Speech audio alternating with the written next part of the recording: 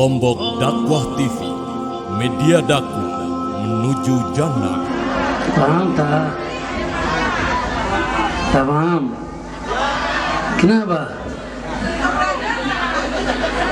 Orang tua? Ini mungkin kecil-kecil paham? Paham? Paham?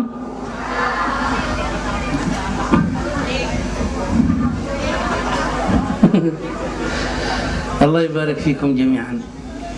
الحمد لله رب العالمين، صلى الله وسلم على سيدنا محمد خاتم النبيين حبيب رب العالمين وعلى آله وصحبه أجمعين. وبعد، نسأل الله سبحانه وتعالى أن يوفق الحاضرين وأن يبارك في الحاضرين في هذا المجلس وفي هذا المعهد المبارك، معهد آل عمران.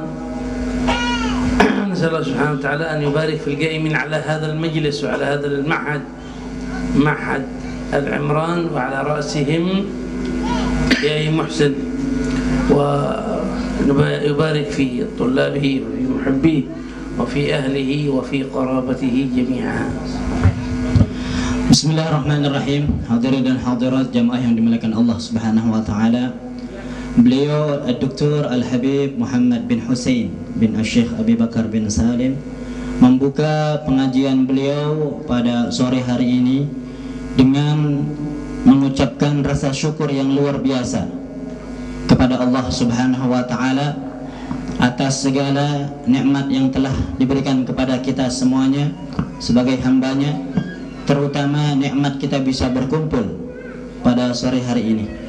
Salawat dan salam mudah-mudahan selalu tercurahkan kepada baginda besar kita Nabi tercinta Nabi Muhammad sallallahu alaihi wasallam, dengan harapan juga mudah-mudahan Allah memberkahi pondok pesantren Ali Imran ini. Amin ya rabbal. Begitupun kepada mudir Ma'had Syekh Muhsin beserta orang-orang yang membantu perjuangan beliau dalam mengemban amanah pondok pesantren ini. Mudah-mudahan semuanya diberikan berkah oleh Allah Subhanahu wa taala, diberikan taufik oleh Allah Subhanahu wa taala. Amin ya rabbal alamin. نحن في هذه الأيام في أيام مباركة، في أيام رجب الأصب الذي تصب فيها الرحمات من الحق سبحانه وتعالى على عباده المؤمنين الذين يتعرضون لهذه الرحمات ولهذه النفحات، كما قال صلى الله عليه وآله وصحبه وسلم: ألا وإن لربكم في أيام دهركم لنفحات ألا فتعرضوا لها. Kita pada saat ini, kata beliau, berada di satu waktu yang sangat dimuliakan oleh Allah Subhanahu wa taala. Apa itu? Yaitu bulan Rajab. Bulan Rajab. Bulan Rajab ini termasuk daripada salah satu bulan haram yang sangat dimuliakan oleh Allah Subhanahu wa taala dan Rasulnya. Oleh karena itu, seyogianya kita untuk mengisi tak sebagai tanda syukur kita kepada Allah Subhanahu wa taala di bulan Rajab ini dengan memperbanyak amal-amal kebaikan. فهذه الأيام المباركة أكرم الله بها العباد منحة منه سبحانه وتعالى، لأن الأزمنة لا تستوي والأماكن لا تستوي، ففضل الله أزمنة على أزمنة، وفضل الله أماكن على أماكن، وفضل الله سبحانه وتعالى أشخاص على أشخاص.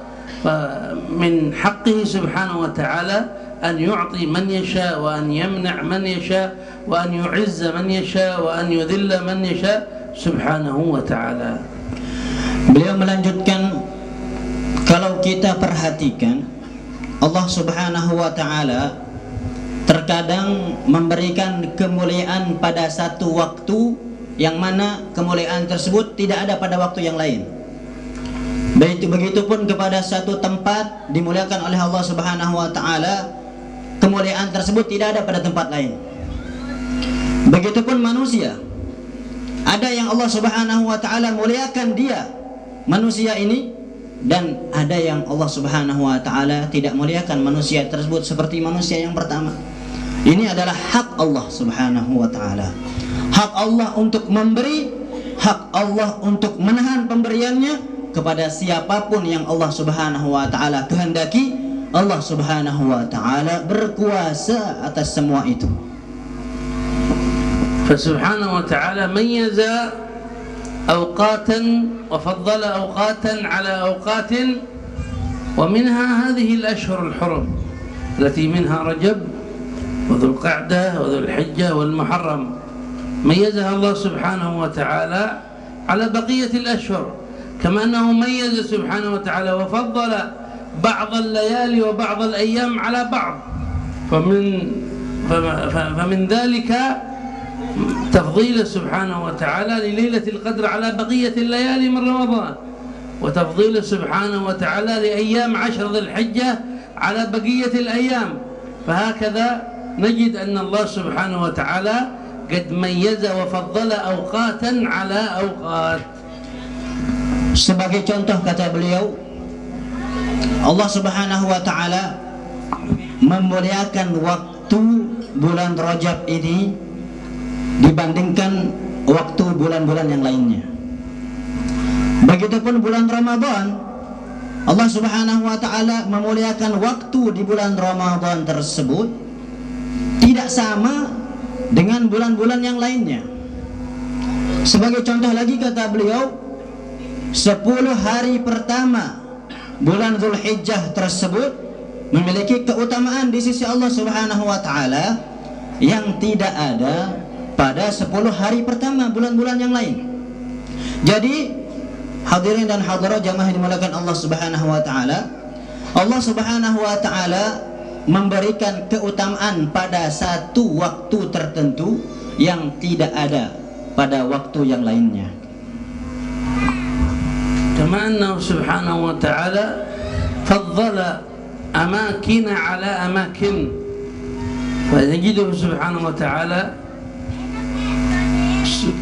جعل لبيوت الله وللأماكن المقدسة مكانة عظيمة عنده، فقال سبحانه وتعالى في بيوت أذن الله أن ترفع ويذكر فيها اسمه يسبح له فيها بالغدو والآصال.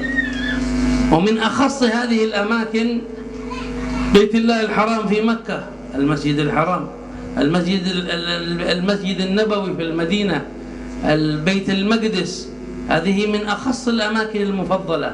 ومنها كذلك المساجد، ومنها مجالس العلم هذه التي نحن الآن فيها، فكل أماكن فيها تقرب إلى الله، فيها عبادة الله سبحانه وتعالى، فيها الصلاة، فيها ذكر الله سبحانه وتعالى، فهي مميزة عنده سبحانه وتعالى. Beliau melanjutkan, sebagaimana waktu Allah Subhanahu wa taala memuliakan waktu, begitupun Allah Subhanahu wa taala memuliakan tempat dari tempat yang lainnya. Sebagaimana contohnya Allah Subhanahu wa taala memberikan keutamaan di kota Mekah karena di sana ada Ka'bah al-Musyarrafah. Sebagaimana firman Allah, fi buyutin adzinallahu an turfa'a wa yudhkara fiha ismuhu yusabbihu lahu fiha bil ghudwi wal asal. Kemudian Allah Subhanahu wa taala memberikan keutamaan bagi Masjid Nabawi yang ada di kota Madinah. Kemudian Allah Subhanahu wa taala memberikan keutamaan bagi Masjidil Aqsa yang ada di Baitul Maqdis Palestina. Begitupun Allah Subhanahu wa taala memberikan keutamaan masjid-masjid yang ada di sekeliling kita, berbeda dengan tempat-tempat yang lain. Begitupun dengan yang di sana ada pondok pesantren. Allah Subhanahu wa taala memuliakan tempat tersebut. Kenapa? Karena di sana ada majelis ilmu. Karena di sana ada orang yang berzikir kepada Allah. Di sana ada orang yang saling mengingatkan untuk tetap taat kepada Allah Subhanahu wa taala.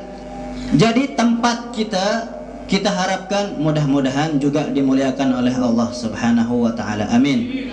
Ya rabbal alamin. Wa faddala subhanahu wa ta'ala wa mayyaza ashkhasan ala ashkhasin ومنهم الأنبياء فقد ميزهم الله عن بقية البشر. ومن الأنبياء ممن فضلهم الله أولي العزم، ومن أولي العزم الذين ومنهم ممن فضله الله عليهم نبينا محمد صلى الله عليه وسلم، فهو أفضل البشر على الإطلاق، خاتم الأنبياء والمرسلين. يقول سبحانه وتعالى: تلك الرسل فضلنا بعضهم على بعض، فجعل منزلة نبينا محمد صلى الله عليه وسلم أعلى منزلة وأفضل مرتبة وأفضل مقام لم يصل ولن يصل إليه أحد عليه الصلاة والسلام. Begitupun sebagaimana Allah Subhanahu wa taala memberikan keutamaan pada waktu, memberikan keutamaan pada tempat, Allah Subhanahu wa taala juga memberikan keutamaan pada manusia ciptaan Allah Subhanahu wa taala. Sebagaimana para nabi dan rasul yang beliau-beliau mereka paling dicintai, paling utama di sisi Allah Subhanahu wa taala dibandingkan selain nabi dan rasul. Lalu kemudian di antara kalangan nabi dan rasul tersebut ada 5 orang yang termasuk dalam golongan ulul azmi. Yang 5 orang tersebut yang paling afdal, paling mulia, paling dicintai oleh Allah Subhanahu wa taala adalah baginda besar kita Nabi Muhammad sallallahu alaihi. Beliau adalah manusia yang paling mulia, yang paling dicintai oleh Allah Subhanahu wa taala, yaitu Rasulullah sallallahu alaihi wasallam. وممن فضلهم الله العلماء. قال الله سبحانه وتعالى: يرفع الله الذين آمنوا منكم والذين أوتوا العلم درجات. فجعل الله منازل العلماء منازل عظيمة، من كان منهم مخلصا لله سبحانه وتعالى في علمه وفي تعليمه، فالله قد رفع له الدرجات في الدنيا وفي الآخرة. Kemudian ada lagi yang Allah Subhanahu wa taala berikan kemuliaan di antara manusia. Siapa mereka? Merekalah para ulama, para kiai, para tuan guru, orang-orang yang memiliki ilmu, orang-orang yang mencari ilmu ikhlas, memiliki ilmu tersebut beberapa derajat lebih tinggi dibandingkan orang-orang yang tidak memiliki ilmu.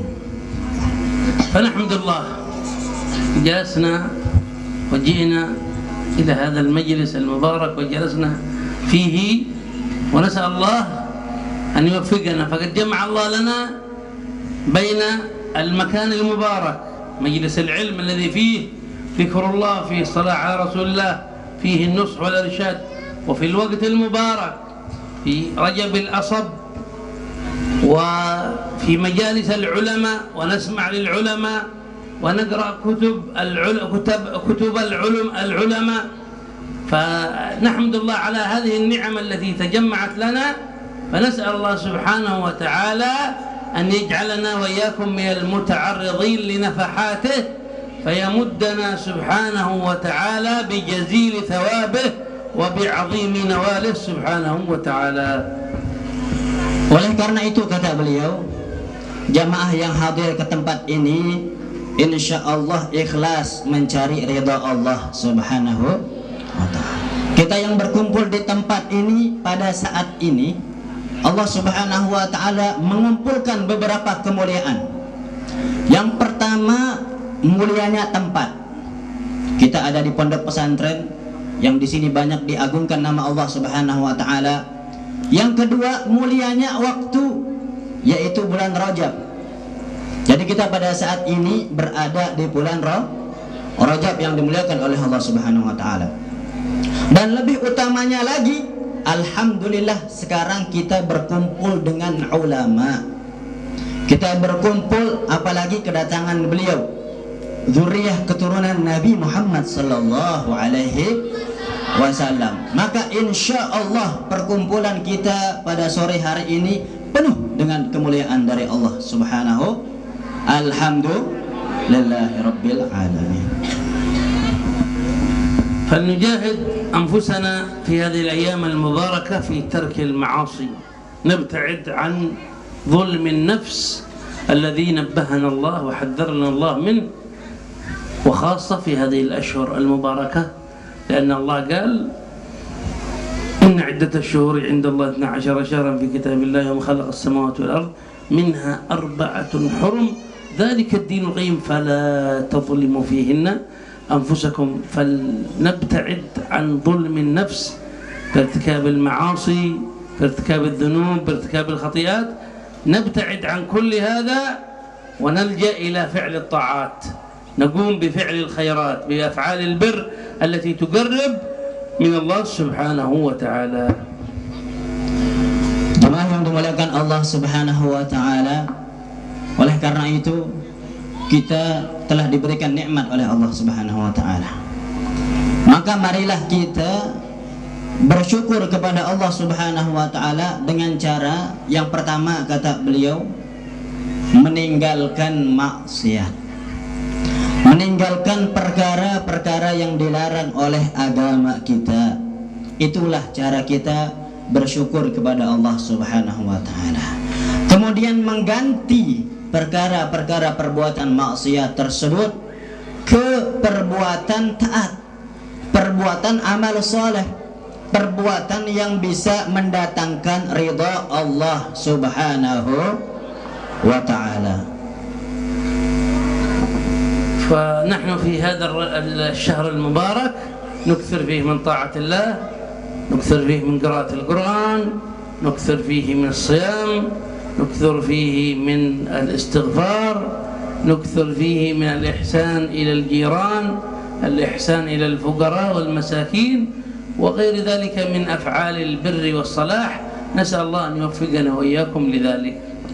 Oleh karena itu kata beliau, mari sila kita memperbanyak amal soleh di bulan Rajab ini, mulai dari memperbanyak puasa sunnah, membaca Al-Quran, berlaku baik kepada tetangga, menyantuni fuqara dan masakin, menyantuni anak yatim, memperbanyak amal-amal soleh yang lainnya, agar kita tidak terlewatkan keutamaan bulan Rajab ini begitu saja.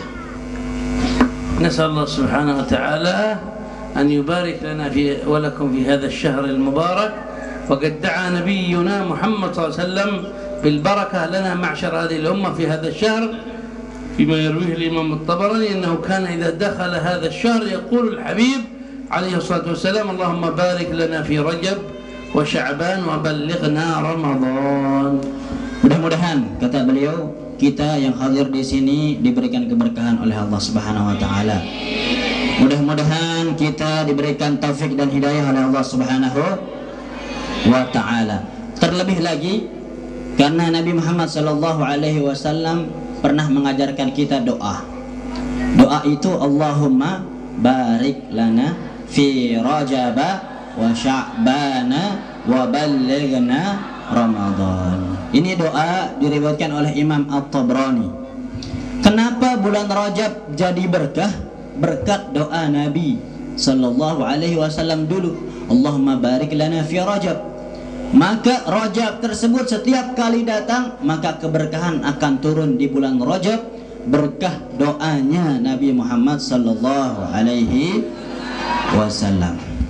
نسأل الله سبحانه وتعالى أن يبارك لنا ولكم في رجب وشعبان ويبلغنا رمضان. آمين. يعيننا على صيامه وقيامه وقراءة القرآن. آمين. اللهم ارحمنا وانظر إلينا واكتب علينا واغفر لنا الخطايا ونقنا من الذنوب. آمين. كما ينقى الثوب الأبيض كما ينقى الثوب الأبيض من الدنس. آمين. اغفر اللهم لنا جميع الذنوب والآثام. آمين. اغفر اللهم لنا جميع الذنوب والآثام.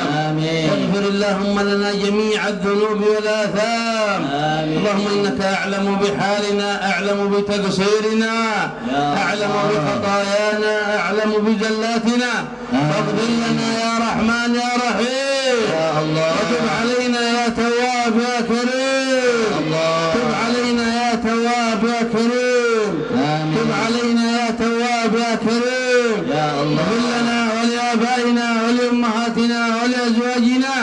ولذرياتنا ولأحبابنا ولجميع المسلمين يا رب العالمين. آمين. أطل أعمارنا في طاعتك ورضاك يا رب العالمين. اجعل آخر كلامنا من الدنيا لا إله إلا الله محمد رسول الله متحققين بها ظاهرا وباطنا حسنا ومعنى إلى حضرة النبي. الفاتحة.